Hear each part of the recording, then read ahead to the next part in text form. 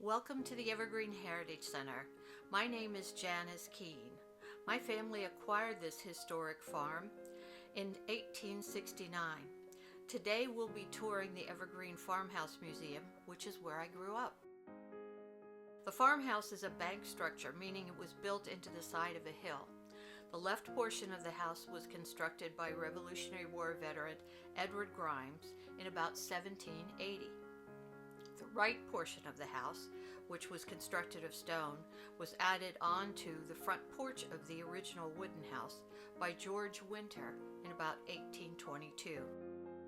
Between 1870 and 1880, the two houses were integrated by Winfield Scott Trimble, my great-grandfather.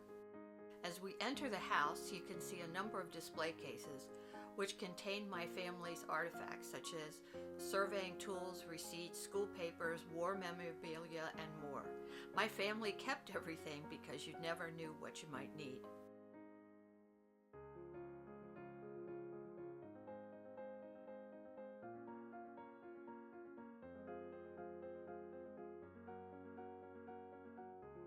In the double parlor, you will see dozens of antique furniture and artifacts, including furniture that belonged to my great-great-grandfather, Joseph Arnold Trimble. Also, you'll see several of my father, Donald Keene's paintings that are throughout the room. There's also a player piano with many rolls of music, a melodeon, which is a cross between a harpsichord and an organ, that was purchased for Winfield's sister Matilda in the 1870s.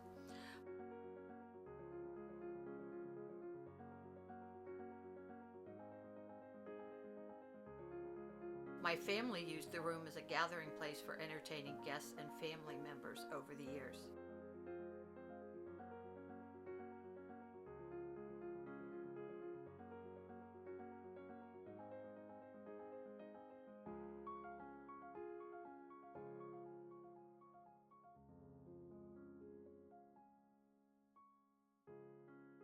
Notice the fireplaces. These are called Rumford fireplaces. They were designed to burn logs vertically, which is more efficient than the traditional design of horizontal logs. However, these shallow fireplaces emitted soot into the room, so they weren't staying in fashion for a very long time.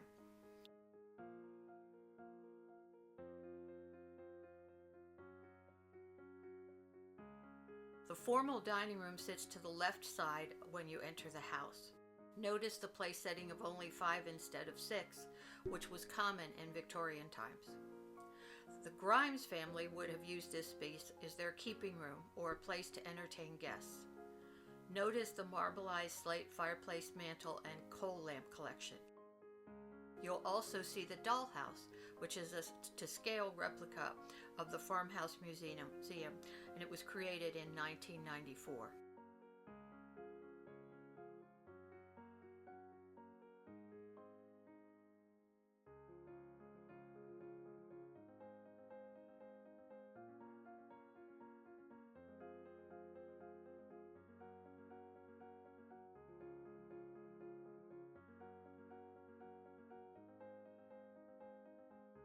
As we enter the kitchen, you'll see the wide plank wooden floor and the chestnut kitchen table. There's also a drain board sink located in the corner, as well as an icebox.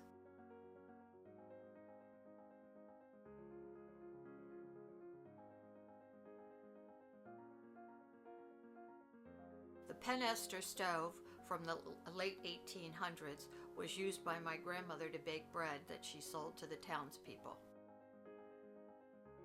The kitchen table was used for baking, food prep, and eating. I can still remember the smell of the baking bread and the sounds of the baby chicks, which would have been kept in an incubator next to the stove in the spring.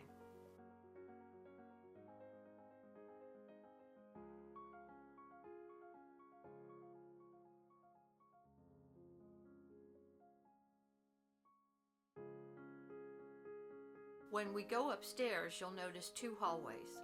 The first, in the stone section of the house, leads to the blue and gold stone bedrooms. Within the blue stone bedroom, you notice a closet, which was unusual for the time period.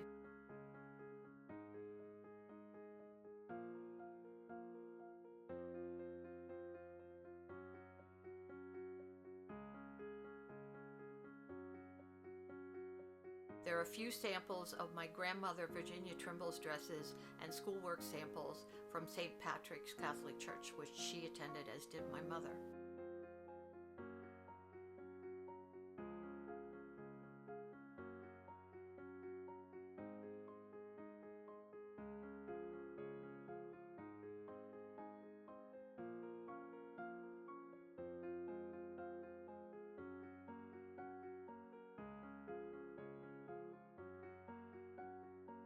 Across the hall, you see the Goldstone bedroom. You can see my grandmother's wedding dress from 1924 in display here. My mother's baby clothes can be found in the display case as well.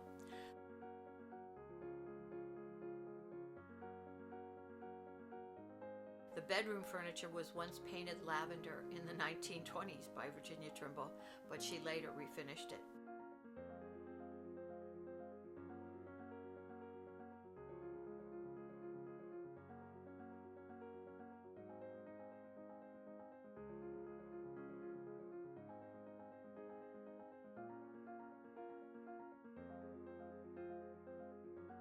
As we enter the sewing room, you'll see a number of antique sewing machines that date back to the 1800s, a rare 3/4 bed frame that was refinished by my grandmother, and a number of irons that span the last 150 years.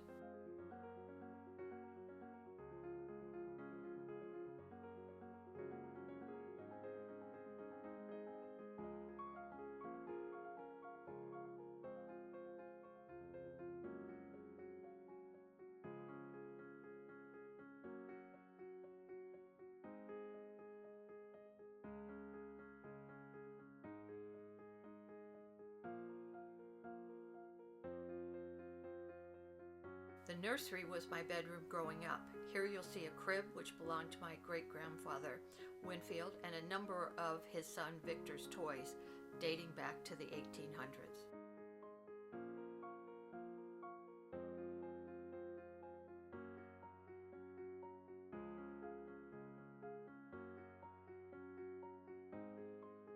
As we enter the quilt room, you'll notice many photos of my father's family, the Keene family.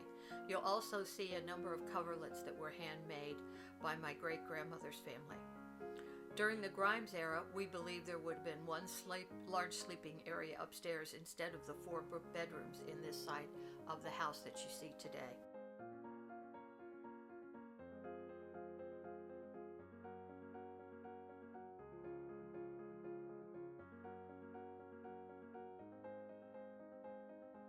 Across the hall is the library. The display cases here have a number of memorabilia from the University of Maryland. Victor and brother Ernest would have attended school there during the early 1900s. You'll also see Victor's ROTC and World War I uniforms on display, as well as my father's World War II uniform. An early Edison phonograph that my family played for years, and also an early television called a porthole television.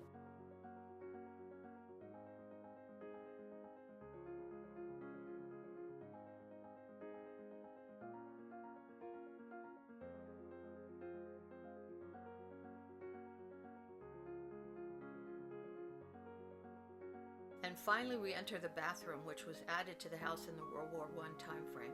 You can see the original clawfoot tub here, as well as the chamber pot.